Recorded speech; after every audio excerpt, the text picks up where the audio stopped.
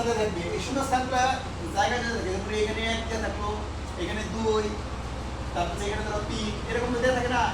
এখন তোমাদের পরীক্ষা হলে কিন্তু এইরকম বক্স আঁকাইতে হবে না, তোমরা শুধু কোনটার উত্তর কি হবে সেটা লিখবা আর বুঝে লিখতে হবে। যেমন এখানে ইভেন্ট আছে, ইভেন্ট মানে কি, প্রথমত ঘটনাবলী, তার মানে কি করছে, মানে কত সালে, ধরো এত একটা সাল দিয়ে আছে, ওই সালে সে কি ঘটনা করছে, এসএসসি পাস করছে না এইচএসসি পাস করছে না কোন বিষয় অনার্স করছে, এরকম দিয়ে থাকবে।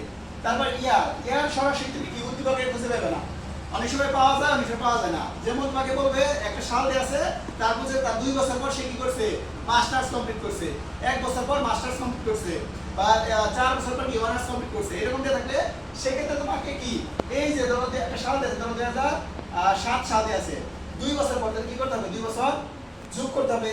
আবার ধরো 1 বছর পূর্বে, তাহলে কি করতে হবে, পূর্বে বললে কি করতে হবে, বিয়োগ করতে হবে, ঠিক আছে।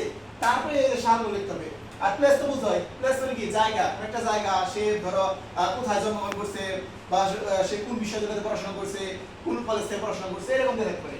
অ্যাচিভমেন্ট মানে কি বলতো, অর্জন, সে কি এসএসসি গোল্ডেন প্লাস পাইছে, এইচএসসি গোল্ডেন প্লাস পাইছে, তারপর হচ্ছে ধরো অনার্সে কি ফার্স্ট ক্লাস পাইছে, মাস্টার্সে ফার্স্ট ক্লাস পাইছে, তারপরে ধরো এইচএসসি সে কি ধরো আর ঢাকা বোর্ডে কি হয়েছিল, প্রথম স্থান অর্জন করেছিল, এইরকম হতে পারে এগুলো।